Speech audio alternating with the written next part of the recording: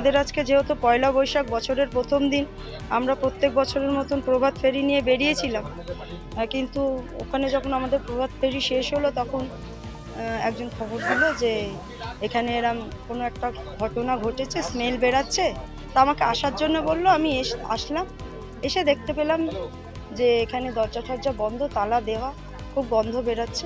তো আমি একটু পেছন দিক দিয়ে গিয়েছিলাম, তো দেখলাম বিছানায় রক্তাক্ত হয়ে রয়েছে, আর সম্ভবত হয়তো কোনো বডি নিচে পড়ে রয়েছে, এইটুকুনি দেখতে পেয়েছি। এর বেশি আমরা। হ্যাঁ, পুলিশ এসছে, আমি পুলিশকে থানায় খবর করেছিলাম, আইসিকে খবর করেছিলাম। তো খবর করার কিছুক্ষণের মধ্যেই পুলিশ পাঠিয়ে দিয়েছে।